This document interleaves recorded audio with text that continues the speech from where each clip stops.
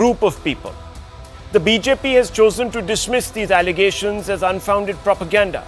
But nonetheless, Modi is seen by many as a riposte to Nehruvian liberalism in all senses of the term. So let's now, viewers, debate Modi's leadership style and ask some basic questions. And I want to open us to a very distinguished panel this evening. We have with us Pavan Verma, who's an author. We have with us Mr. Vinay Sahasrabudhe, who heads a very important think tank, which is part of the government. And also, we have with us Dr. Anand Ranganathan to give us perhaps an enlightened citizen's perspective. So let me first begin by asking Mr. Sahasrabudhe a basic question, which will sort of set up this debate. Mr. Sahasrabudhe, there's a whim, many say, that the Prime Minister has brought to the job. A sense of urgency. The PMO never tires of telling us, of informing us about the selfless, holidayless toil of the Prime Minister. He's an advert for that 24/7 model that Narayan Murthy keeps talking about. There's also an attention to detail and a how should one put it? A concentration of decision making. What do you make of this style? It differs certainly from quite a few other prime ministers. Is it beneficial? Will it prove to be beneficial as we go forward? Or does this amassing of power in the authority of one person mean that the BJP itself and perhaps the government itself is not creating what is known as a bench strength? How do you see it? No, I don't think there is anything about not creating the bench strength. In fact, Prime Minister Modi happens to be one of the great motivator. I mean, people look at him and get motivated abundantly. And if you are talking about his being workaholic, a 24/7 Prime Minister, it is because governance with a specific purpose of delivering democracy to the people, it's something which has first been brought on the agenda in a very prominent manner. And BJP government largely being a one-party government, not so much of a coalition government, of course, not this term, not this tenure, but otherwise, unlike Atalji's problems, Prime Minister Modi is free from all those obstacles, and therefore he is ensuring that democracy is delivered, development backlog is cleared, and people are made to aspire to take India to the 2047 dream of India becoming a developed country. So he is very purposive, he is working with a particular mission kind of a sense in his mind. He has a specific agenda. People have umpteen number of times endorsed his ideas, and he has also evolved as a thought leader. Look at the concept of women-led development, something very new. It takes the discourse around gender beyond just women empowerment. He is putting women as the vanguard of the journey towards development, which is a message to the traditional chauvinist men as well at the same time. And therefore, his creative mind, his plethora of ideas that he has mooted, and on the one hand, he has emerged as a thought leader. On the other hand, he has established himself as a very, very successful implementer. Okay. Pavan Verma, where do you come in on this? Thank you, Rahul. Let me wish all your viewers a very happy new year, and to say that this is the time for positivity and not negativity as we step into the new year. Now, the evaluation of Mr. Modi and his leadership is a very complex issue which should be seen not in absolute black and white polarities like any reasoned assessment, but I think more in an evaluatory framework of mind. I think that he has brought in as Prime Minister this year and through his previous 10 years and more certain positive features to both governance and leadership. Among his positive features is one you mentioned yourself, the stress on focused welfareism, the Jan Dhan Yojana and its expansion, the push on infrastructure, certain very important reforms such as RERA and the Insolvency and Bankruptcy Code. I think that the rapid digitization that has happened, and please, I don't want to link it as a consequence of demonetization, but the rapid digitization that has happened under his watch is a plus point, definitely. On foreign policy, and I speak from my hat as a foreign diplomat, I think he has many pluses, including in a linked sector which is strengthening our defense sector and in particularly its border infrastructure. Now these are broadly, I think, some of his major achievements. I could have missed a few. On the flip side of the coin, I think Mr. Modi's current assessment must bear in mind that there has been growing and unsustainable inequality, economic inequality during his 10 years. Some of it is inevitable in any society. Some of it could have been handled better. For instance, many surveys tell us that the number of the absolutely poor, those who earn less than $2 a day, have gone up very substantially, and according to one survey, from 60 million or so in 2020 to 134 million in 2024. Now, of course, we had COVID and other setbacks, but it's an alarming figure. On the other hand, the incomes of the very rich have grown. We have now the world's third largest number of billionaires and equally the largest number of the unacceptably poor whose incomes have not risen by more than 1% in the last 5 years. So there is the question A of the growing inequality and the inability of economic policy under his watch in some measure to rectify this. The second, I think, flip side of his term has been on jobs. Now, this again is not a problem any prime minister can resolve quickly or easily, but it is a problem which has grown manifold. I mean, today we have a situation where the percentage of those who are jobless in the ages between 18 and 24 is the highest ever. According to the government itself, its data, there were 22 crore jobs for which people applied, of which 7.2 lakh people got the jobs. Right. It is an issue that 12.5 crore jobs were lost in the last 8 years. So, joblessness, I think inequality and some degree of focus, Rahul. Yeah. When you evaluate Prime Minister's leadership on education, it's very important. We are producing as part of our demographic dividend more and more unemployable people without focusing on primary education and education. Now, these are areas I think we should concentrate. So, the last point I want to make as an opening remark is that Prime Minister Modi has been successful as a political leader, even a charismatic political leader. But somewhere I think he has failed to make the transition from a successful political leader to a statesman of a republic. And here comes the question which you flagged yourself of the increasing social divisiveness within society, which perhaps was avoidable. Okay. Let me bring in the citizen's perspective, so to speak.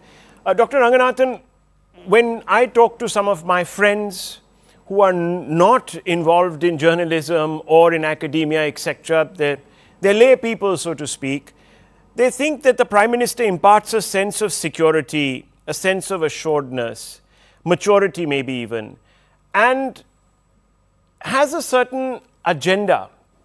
Therefore, the country gets a certain sense of being shepherded towards a particular goal. There's generally a sense of direction. How do you parse the Prime Minister's 10 years in office? Good evening, Rahul, and good evening to my fellow panelists. Wishing everyone a very happy new year. It's a real pleasure to be amongst Vinayji and Pawanji, such luminaries, and of course you. May I slightly disagree with Pawanji when he said that assessing Modi is a very complex thing. For me, and I speak as a citizen, as you said, you've already thrust upon me that responsibility. For me, it is absolutely easy. I see Modi as a great performer, but not a great reformer. And I think that has been the story of the last 10 years. It has been wish we had been something else. And I say this as someone who all of us love India. The direction is absolutely right. India's direction is right. It has been set right. And you're right about Modi taking us in the right direction. It is the speed with which he is taking us is what, I disagree with in terms of I have problems with. And I'll explain to you 3 or 4 things. He's a great status quoist. He's a great administrator. And I would say one of the greatest decisions after independence was made by him to vaccinate 1 billion people twice over within a year is absolutely tremendous achievement. There are so many other achievements, social as well as administrative, financial, of course, CAA, 370, whatever. But he has not taken the toughest decisions that needed to catapult us to what Vinayji says, developed country by 2047. Please let us remember that great strides have been made since 2014. Just to give you a couple of examples, our GDP per capita in 2014 was 1,500 USD. Today it is 2,600 USD. So yes, we've made great strides. Our forest reserves were 300 billion. Today they are 700 billion. In the last 1 year, we've also made great strides. I mean, we've made 5 or 6 things. GDP, for example, GST collections monthly highest ever. Our number of jobs last year highest ever, 47 million. Our manufacturing index highest ever. Inflation low, 5-year low of 3.5%. Although these things fluctuate over a period of a year, but I'm saying is progress has been made. These are administrative progresses. Delivery is fantastic. Welfare schemes are fantastic. So where would I like Modi to take the decisions? Farm laws. That is where 300 million Indians are employed. 44% of our active labor force is employed in a sector that contributes only 14% to the GDP. It is unacceptable. And we have 260 lakh crores of debt. The status quo as far as PSUs are concerned, the status quo as far as no reforms in agricultural sector are concerned, the status quo as if, and I'm not going to the social issues, the Hindu, issues that have not been addressed. So let's put it this way, things would have been so much better, had Modi taken the tough, he did take the tough decisions. I mean, farm laws were taken, but he repealed them. He did take the tough decision on many other occasions, but then either there was a delay, for example, notification of CAA, or, for example, land reforms, act was junked, farm laws were junked. So I would say he's a great status quoist, and I mean it as a compliment because even that in today's environment is probably a good thing. But let me end by saying this, that he's blessed in a way in the kind of opposition he has. Because in all the decisions that he has taken for national interests, the opposition has been against him. And all the decisions that he has taken against national interests, the opposition is with him. Repealing farm laws, not doing any privatization, so on and so forth. So he's blessed in a way. Okay, Mr. Sahasrabuddhe, look, there are 2 basic broad adjectives that have been used. A politician, a great politician, not quite the statesman. A performer, but not quite the reformer. So those are 2 sort of negative interpretations of his persona as a leader. But there are people who will, of course, say at the end of the day that, look, fundamentally, there are certain things that we expected from the Prime Minister that haven't come through. And now let's look at 2025. Do you see the Prime Minister sort of closing the gap? You know, we do need somebody who can rise above the daily transactionalism of politics that we are witnessing. And this is creating a stalemate in the citadel of our democracy, which is Parliament. Are we going to see perhaps somebody rise to the occasion and say, look, we have to move away from identity-based politics in the long term? Will we see those steps being taken, whether it is quotas or whether it is, you know, the normal, what they say, Hindu, Muslim, etc., etc.?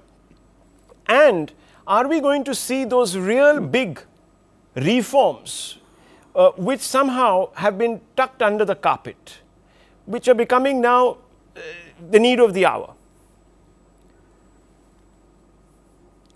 Well, I don't think there is any reason to get unduly perturbed by whatever has happened in the parliament or has been happening in the parliament, because the opposition has a particular view, and the government certainly would not like opposition tantrums to be kind of ignored, and therefore these things continue to happen.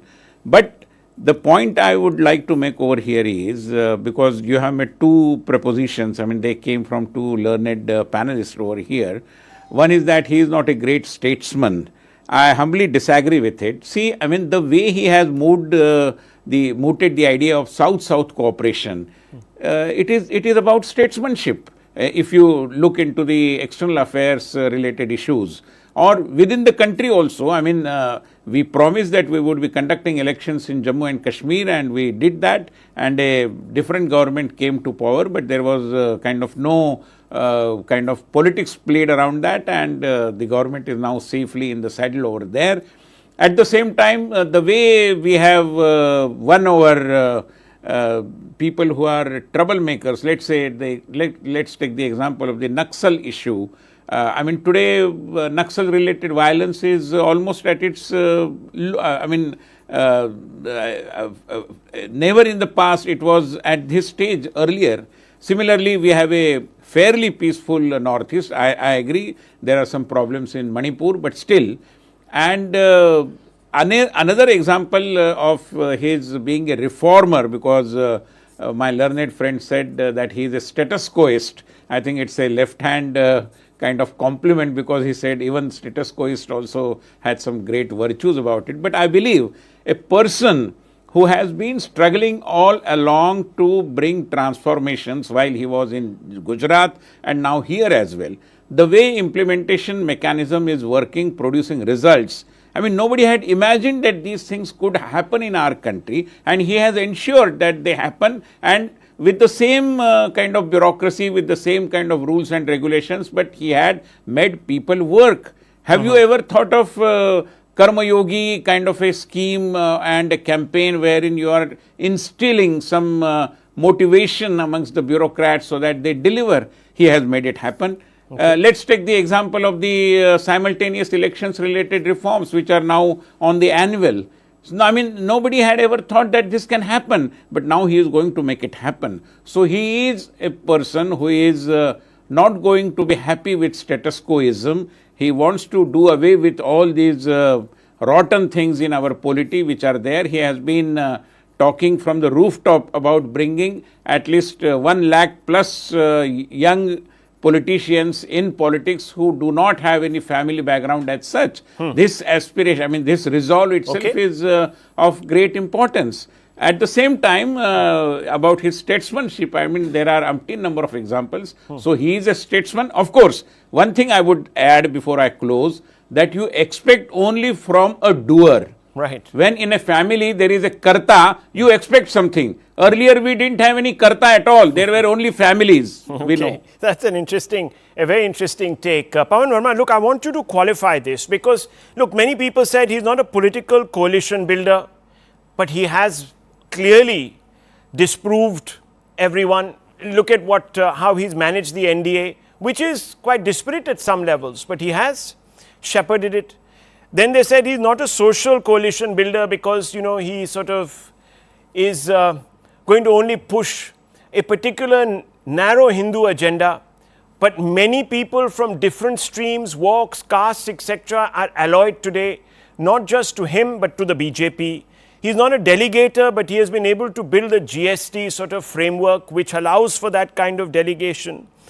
He's not a believer in parliamentarianism, but Parliament has passed record bills. There has also been a huge, what is that word? A huge concession given to the opposition by saying, okay, you have a problem with the Waqf bills, you have a problem with such and such. Let's form a task force in Parliament. Let's set it up. Let's talk it through. And I'll put these issues on the back burner till we build consensus. So, can you explain? No, as I said, I don't want to have this debate on absolutely black and white extremes. He has good qualities and he has some negative qualities, and it's only fair to recognize them. You mentioned he's a person who was not comfortable in a coalition. I still maintain that. And let me say that a coalition government is not what he expected, but what he was forced to accommodate to, because that is not his style of functioning. It is leadership oriented but authoritarian. In Gujarat, we saw that he was not exceptionally sensitive to criticism from his own colleagues within his party. He neglected the Gujarat Assembly and treated it perfunctorily. And within his own cabinet also, if I may perhaps be allowed to add a fairly reliable anecdotal evidence, he does not like people who do not readily agree with him, although when he has to, he does carry them along. And when I say he is less than tolerant to criticism, you must understand that facts bear it out. I mean, under his watch, there have been 5,128 cases filed under the draconian UAPA Act, which can pick up anyone, put them in jail without bail endlessly. The process becomes the punishment, Rahul. You know that. There are 300 plus sedition cases, and you may be surprised, a very large percentage of them are for statements made critical of the Prime Minister, and coincidentally, the second person who figures in the largest number in that list is Chief Minister Yogi Adityanath of UP. So it's about, when you say he's a coalition builder, consensus builder, tolerant to criticism, carrying people along, I will not make this as one of his great positive traits. Okay. Similarly, in terms of social consensus, if I may add, just please allow me, there is no doubt that he was, and rightly so for what he did, a Hindu Hriday Samrat. There is nothing wrong in it. I have perhaps written over half a dozen books on the greatness of Hinduism. Right. But having said that, I think he was not able to adequately build a consensus in a country which ab initio intrinsically is multicultural, multi-ethnic, multi-religious, although held together by one civilizational framework. So these are qualities you must look at and give a fair assessment. Okay, so that is what Pawan Verma says he's doing, Dr. Ranganathan. But are we confusing two terms, authoritarian, and perhaps blurring the lines between authoritarianism and an authority figure? You know, they're two different things. One person is sort of, go ahead. Is that the mistake that we are making here? Yes, I think principally it has to do with the fact that Modi is as much authoritarian as our constitution and our laws that are draconian allow him to be. as authoritarian as Manmohan Singh, Sonia Gandhi, Rahul Gandhi, or any chief minister before him or after him or during him. Or This Nehru, is the problem. for that matter, in some senses. Nehru, in fact, I would say Nehru has been the biggest dictator of modern India. People just don't realize it because half the things that he did never even came to the fore. The point is, the constitution, the laws are draconian. Yes, Modi has not removed those laws. Yes, sedition laws exist. Yes, UAPA exists, that was formulated by Congress. Yes, Modi is not removing any of those. But to say, single out Modi as being authoritarian would be totally incorrect and not a correct reading of the picture, because every prime minister has used so much more of the same laws as Modi has. But I want to make a very small point out here, what Vinay said. And I think, look, I think I like Modi. India likes Modi. Modi is good for India. But let me say one thing, there is an issue with Modi being immune to not criticism, because of course anyone, it's a free country, anyone can criticize, but not addressing the issues that people would like to address. And here I talk about press conferences or something. I mean, for example, let's take the two biggest issues. Let's talk about corruption. Has anybody asked Modi what happened to the promises on black money that he made? Why did he amend the FCRA Act to escape BJP's conviction? Why has he taken all the tainted figures into his party? These questions have never been answered by him over the last 10 years, and I think that's spectacular. Has anybody asked Modi why did he say in 2013 that a government has no business to be in business, and all in the last 10 years, the government has been more in the business of business than ever other government before? Nobody's asked him this. So the problem is, Modi might say, oh, I don't have, there is media is biased, but for heaven's sake, a prime minister has to answer these questions which common citizens like us demand an answer to. You can rationalize all your weaknesses, all your negativities can be rationalized. Oh, I don't do this, I don't do because of this. No, the fact remains, these are the issues that you promised, you have failed to deliver. Please answer them. Okay. Mr. Sahasrabudhe, there is this impression that, at least from a citizen's perspective, that Mr. Modi doesn't present himself in an unscripted, let's put it like that, environment for questioning. More spontaneous environment, let's put it like that. Is this true? Do you believe that he has been a little gun shy, so to speak, or camera shy, or question shy, or whatever it is? No, I think it is far from the facts. I mean, he has given umpteen number of interviews and asked, very tough questions were also asked to him, and he has answered them.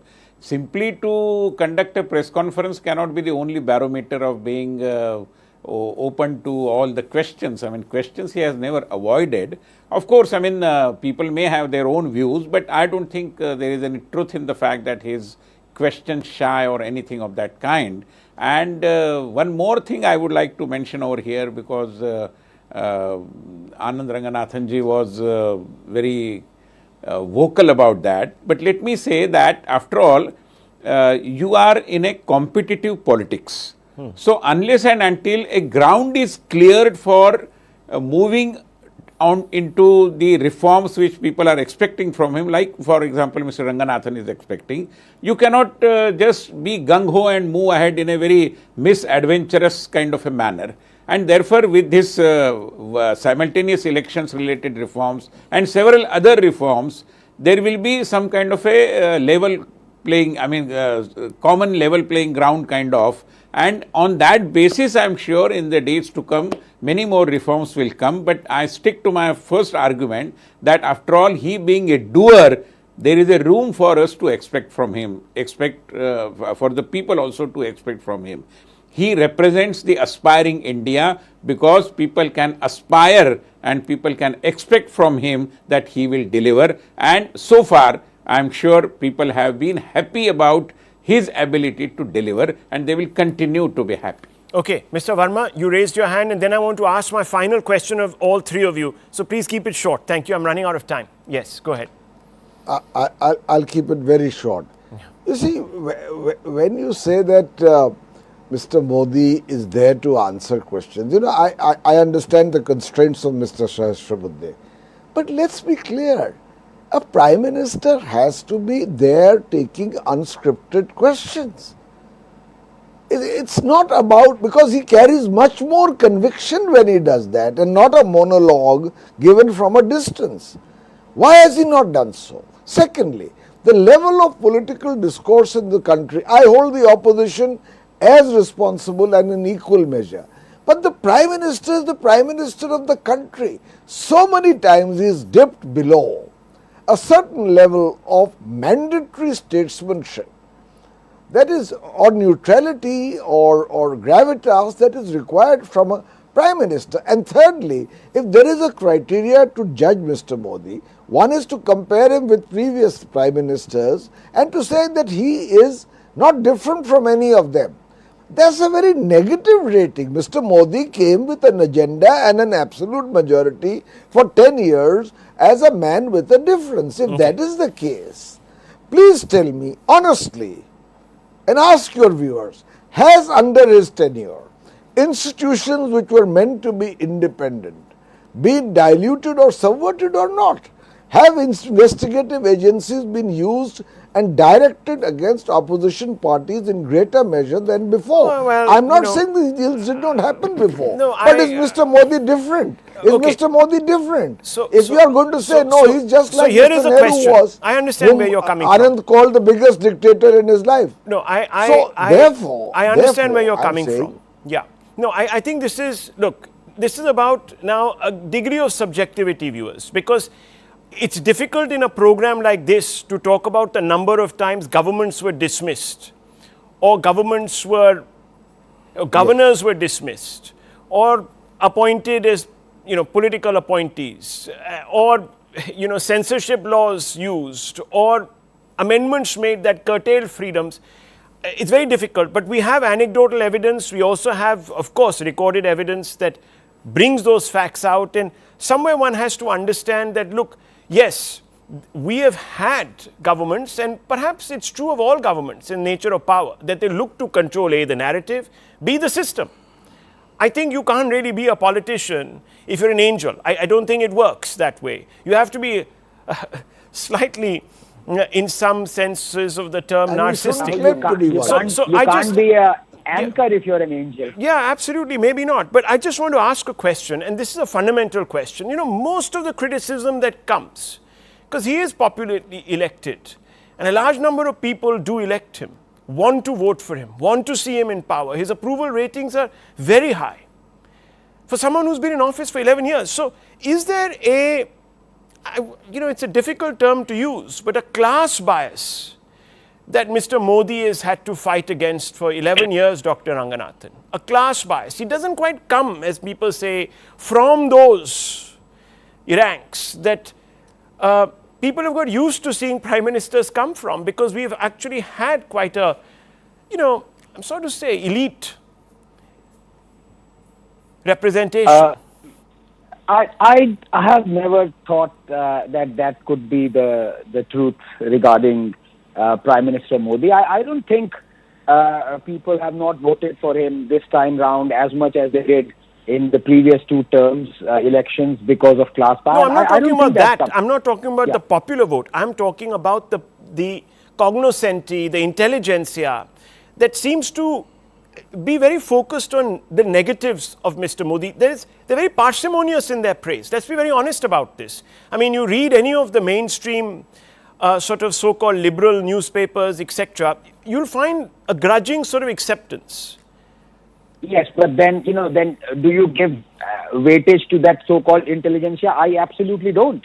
I, for one, don't think they're intelligent at all. No, that's a different matter. I'm just saying, is there a certain, he's not PLU enough for us. I mean, I see, look, I'm from the media, I understand, I'm part of newsrooms, etc. I do see there's a comfort level with certain leaders who speak a certain way, dress a particular way, are cosmopolitan in a particular way. And that sort of also inveigles itself in the way you sort of speak about them and write about them. I'm asking a very sort of delicate question here. I would say if you look at a lot of other state leaders, of course, not central ones, who very comfortable with the media and vice versa, I would say class issue wouldn't come into it. I mean, you look at Mamata Banerjee, you look at, for example, down south, you look at Pinarayi Vijayan, you look at a host of others.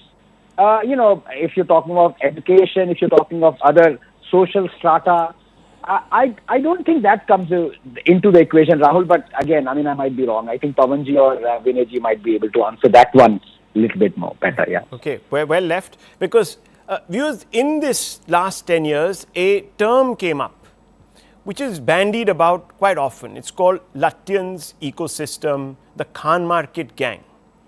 And this is a term that came into play. I think it was used by the Prime Minister, or perhaps it was co-opted by him in some interviews he gave, in fact, one to me in 2019. Now, Mr. Sarsabudde, there is a feeling that the Prime Minister, as I just sort of asked that question, I mean, is this feeling something that is tangible, or is it just a way of differentiating yourself?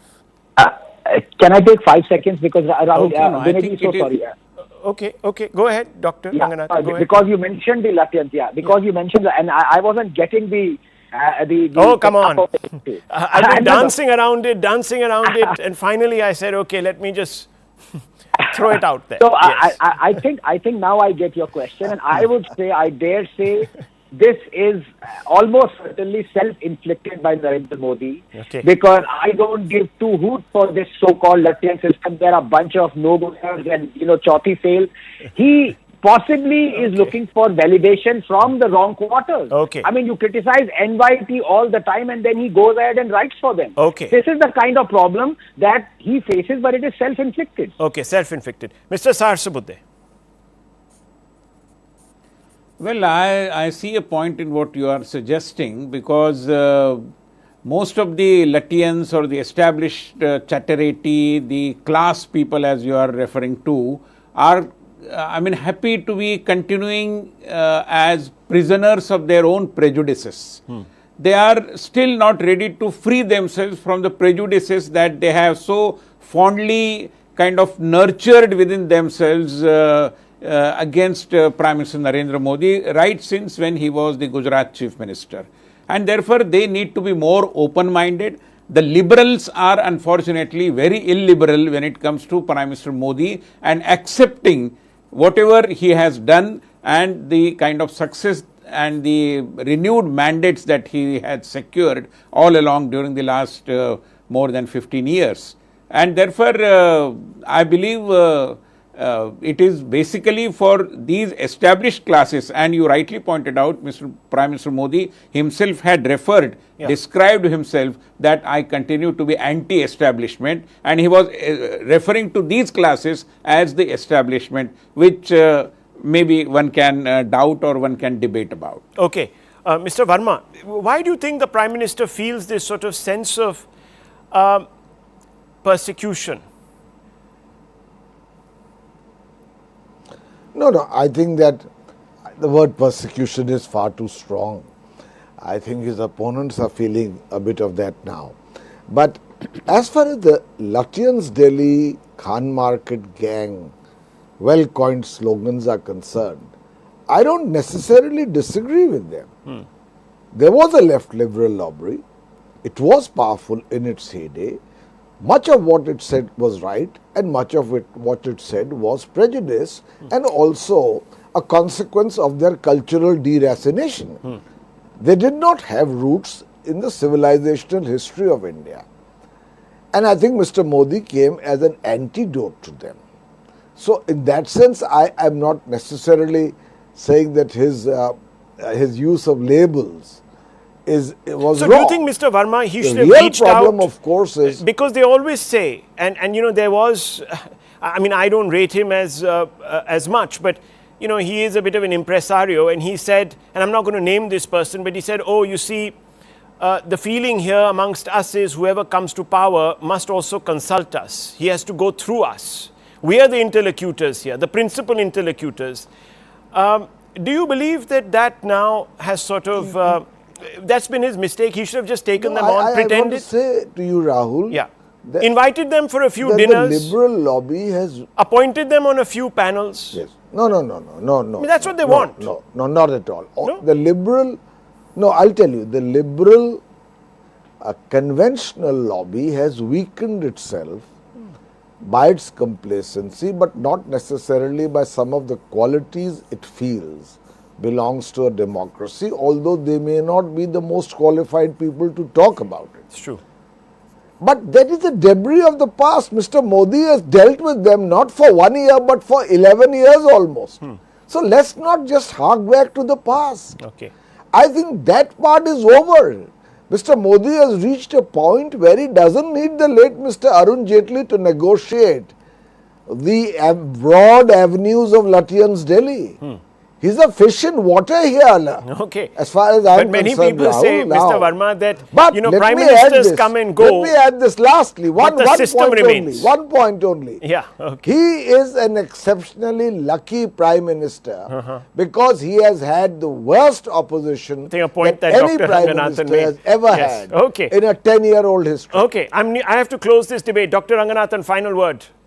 Yes. I'm saying this Lutyens lobby has been made into a Lutyens lobby. It was constructed because people felt it was needed. And I think the great tragedy is, as Pawanji said, element of truth in it, that Modi required Jaitley to negotiate it. One shouldn't have had. The issue that I have with Narendra Modi is, why give credence to these chauthi fails? They are absolutely, and for somebody, for one to say that, look, because these derafinated people had no cultural moorings to India and Modi comes along and that's why the antagonism. Well, did Sonia Gandhi have cultural moorings to India? Not at all. And yet they were very friendly. No, but there's a huge difference. Was totally constructed. She was very much a part of that Lutyens consensus. Exactly. But completely different examples there to pick from. But yes, I mean, you could argue the case. And, the reason I sort of brought up this is because I remember the headlines. A person like Mr. Gowda, for example, when he became Prime Minister, or Chandrasekhar. And I think we need to jog our memories back, viewers. They used to be lampooned for the wrong reasons. Even Lalu Prasad Yadav, when he first came in, was seen as this, laughable, so what is that term? I can't hear you, Go to an Mr. English Verma. medium school. Yes, sorry, go ahead. I said Atal Bihari Vajpayee was not lampooned. He didn't go to an English medium school. there was. But he represented a large broad number of people. consensus. The fact that he spoke in Hindi, this, that, at that point, sort of, made a few people uncomfortable. They were used to the suaveness of the Gandhis and certain other players, the Gujrats. Anyhow, look, I mean, it is again subjective, viewers. I was only bringing this up. Hardly suave. Rahul, Okay. Okay, let's say Urbain. I'll leave it at this, viewers. This could go on. We could have another 2 hours of a conversation around different aspects of this, but it's been fascinating talking to everyone, and I hope I left enough of a common touch. Thank you very much for watching, viewers, and a Happy New Year.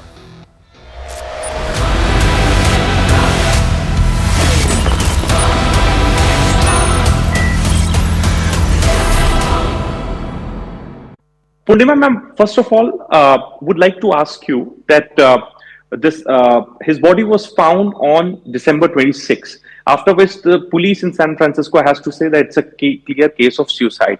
But I have gone through your social media post in which you have written about blood stain, some struggle in the bathroom, etc., etc. Talk to us a little bit about it, what the police investigators are saying and what the private investigators are saying. Our private investigation is still in very, very early stage, and Okay. police have not done any investigation. Okay. They took 14 minutes to make their cause of their determination, and Okay. they did not take into conclusion there was no suicide note. They didn't even, a medical examiner didn't even check with me what was his mental state. There are Okay. a couple of factors that are very vital to make a determination. They were all brushed up. Okay. And past 2 weeks, we have been trying our best to reach the medical examiner's office, chief of police. And every day, our attorney tells a different story. Day before Okay. yesterday, he said it's a homicide. And then yesterday, he said it's a suicide and they're closing the case. Okay, and what made you believe that this is not a case of suicide? Did you find anything inside the apartment? Did you find anything suspicious? Yes, there were sign of searching for something in the bedroom, and in Okay. the bathroom, like dustbin had fallen down, and the Okay. blood spots like near the sink were separate from the main bloodstream. And Okay. what they told is he was sitting, but there is movement of the blood. Mm.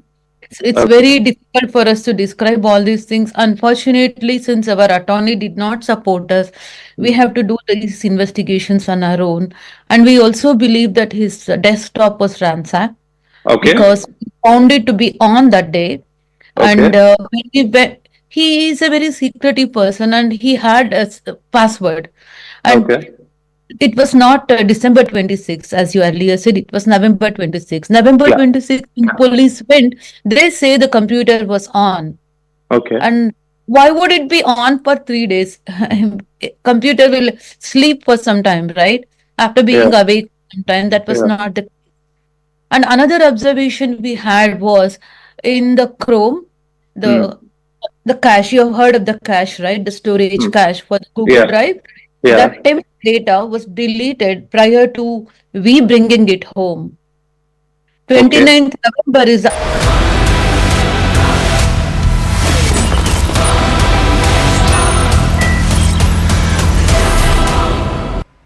Now, viewers, to an issue that is destined to cast a long shadow over 2025. Viewers, many in India were thrilled that Donald Trump defeated Joe Biden to win the American elections. Better days are here for India-US relations was the popular consensus. Trump, after all, was a genuine Modi admirer, and the two leaders got along like a house on fire. The natural chemistry everyone assumed would spill over into other areas of mutual interest, would therefore shelter and shoulder this relationship. This show, however, viewers, the hard facts, was very circumspect about the impending Trump presidency. The unseemly parochialism of Trump's MAGA base always served to remind that it could potentially hurt Indian American interests. The question was never about if, but when. On more than one occasion, I have warned that India-US relations are not naturally aligned, especially in India's own sphere of dominance, the Indo-Pacific. The temporary points of convergence are bound to give way in the long term as India gains in power and wants to exercise hegemonistic muscles under the weight of competing interests. But even the most skeptical wouldn't have predicted the speed with which the fault lines in India-US ties are now appearing on the surface. MAGA nativists, or Make America Great Again nativists, fears about Indian immigrants robbing Americans of jobs and opportunities have already begun dampening the ardor of all those here in India and possibly even on Capitol Hill that were cheering the prospects of a Trump presidency and the bounty it would bring to India-US relations. Several MAGA diehards have openly begun to abuse successful desis in America, asking them to return home or demanding their deportation. Some of the remarks are so caustic, so debased, that they aren't fit to be broadcast. Several Indians have taken these racists, and that's the only word for them, viewers. You can't call them fair-minded patriots. They are just racist, they're xenophobes. But several Indians, as I've told you, from here have taken them on head-on. But it is an open question whether the counter-attack will lead to a cessation of hostilities or even stop this rabble from pressuring Trump when he takes oath in a few days. For now, viewers, Trump is standing with Indian immigrants. Trump's businesses, as he himself claims, have benefited from taking on H1B workers. And he is therefore aware of the tremendous contribution that these have made to the American economy and the growth story. He himself has come out and said that this is a very tenable program. Of course, going after immigrants in general in America is problematic. More so because just about everyone is an immigrant. Think about it, viewers. More about this in a bit. But Trump's inner circle that owes its relevance to the MAGA nativists, to that vote base, may not be as pragmatic or as risk averse as Trump. Take Elon Musk, for example. When the attacks on desis in the United States first began, after the appointment of an Indian-American Musk nominee to the Trump cabinet, the tech billionaire told the MAGA brigade to stuff itself. In fact, he used a four-letter word not suitable for television. But as the controversy is raged on, Musk found himself in the line of fire and began watering down his position. This is what he first started out by saying, and I quote, "I will go to war to defend H1B. The reason I am in America, along with so many critical people who built SpaceX, Tesla, and other companies that made America strong, is because of H1B." However, as I told you viewers, as the attacks intensified and this MAGA rabble started in fact targeting Musk and accusing him of having an outsized impact over the president designate, Musk began to recalibrate. Now he has come out and said, and it's the first admission by him, and I quote him, that the H1B program is broken and needs major reform. It can be fixed by raising minimum salary and adding yearly cost for maintaining H1B, making it more expensive to hire from overseas, unquote.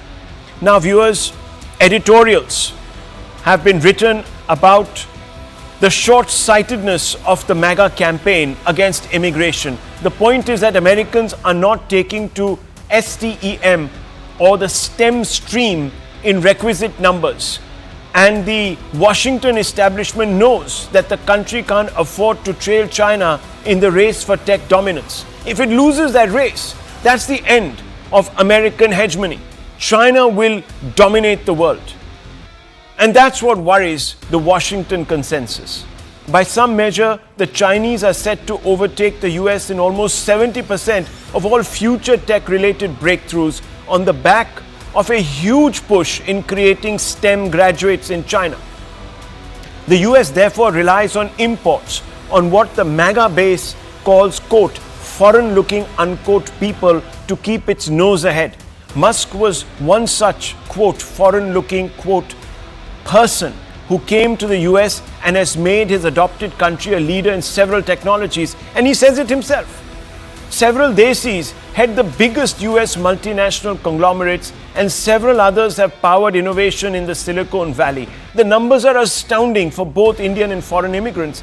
Let me run you through some of the facts, viewers, and here we always bring you the hard facts. 65% of top AI companies, that is 28 out of 43 in the US, have been founded or co-founded by immigrants. 75% of all companies developing AI tech, which is the future, viewers, have been founded by immigrants or their children. 15% of all tech startups, yes, 15% of all tech startups have been founded by Indian origin Americans or Indian immigrants. 5.1 million Indian Americans represent the Indian diaspora. It's not a huge number, but their contribution is outsized. And let's now focus on just the Indian diaspora. The Indian diaspora in the US, as I told you, makes up 1.5% of the population, but viewers, it has contributed 72 unicorn startups out of the 648 in the United States led by Indian migrants. Collective value of startups exceeds $195 billion. That's bigger than a large number of global country economies, viewers. 60% of all US hotels are owned by Indian Americans. Imagine the jobs they create. Hotels generate approximately $700 billion in revenue. 35 to 50% of all convenience stores in US are owned by Indian Americans. Imagine the returns, viewers, to the IRS, because they generate 350 to 490 billion in revenues each year. $300 billion is contributed in tax revenues by Indian Americans annually. They are, of course, the highest earning tier in American society. 13% of 2023 journal publications were co-authored by scientists of Indian origins. So they are actually advancing the cause of science in America. 35 out of top 50 US colleges have an Indian American in leadership ranks. $3 billion donated by Indian Americans to US universities since 2008 to educate the next set of American minds. $1.5 to $2 billion annually is contributed by Indian Americans to charity. But it is also true that when the xenophobia genie is out of the bottle or fanned as it was by opportunists like Trump himself, it is very difficult to put back. Trump has possibly picked all the stitches of the most primeval fault lines in America, race. Who is an American though, viewers? That's the burning question. When does he start becoming an American?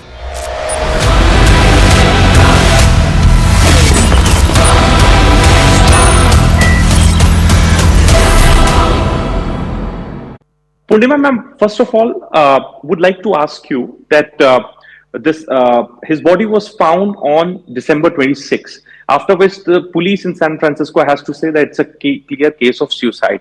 But I have gone through your social media post in which you have written about blood stain, some struggle in the bathroom, etc., etc. Talk to us a little bit about it. What the police investigators are saying and what the private investigators are saying. Our private investigation is still in very, very early stage, and Okay. police have not done any investigation. Okay. They took 14 minutes to make their cause of their determination, and Okay. they did not take into conclusion there was no suicide note. They didn't even, a medical examiner didn't even check with me what was his mental state. There are Okay. a couple of factors that are very vital to make a determination. They were all brushed off. Okay. And past 2 weeks, we have been trying our best to reach the medical examiner's office, chief of police, and every day our attorney tells a different story. Day before Okay. yesterday, he said it's a homicide, and then yesterday he said it's a suicide, and they're closing the case. Okay. And what made you believe that this is not a case of suicide? Did you find anything inside the apartment? Did you find anything suspicious? Yes, there was sign of searching for something in the bedroom, and in Okay. the bathroom, like dustbin had fallen down, and the Okay. blood spots like near the sink were separate from the main bloodstream. And Okay. what they told is he was sitting, but there is movement of the blood. It's Okay. very difficult for us to describe all these things. Unfortunately, since our attorney did not support us, we have to do these investigations on our own. And we also believe that his desktop was ransacked Okay. because we found it to be on that day. And Okay. he is a very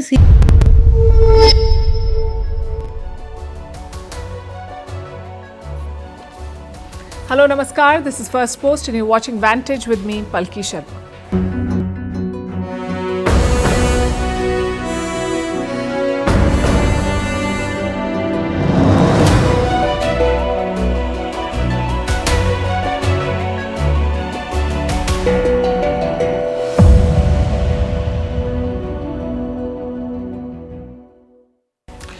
Last day of 2024, the Americans are entering the new year with a MAGA war. What started with hateful posts against an Indian American appointee of Donald Trump turned into a debate over H1B visas and has now spiraled into racism and Hindu phobia, which means 2025 brings questions and uncertainty for Indian Americans. In China too, President Xi Jinping is talking about uncertainty. He says there will be challenges ahead. We will bring you the highlights of his New Year speech. In Bangladesh,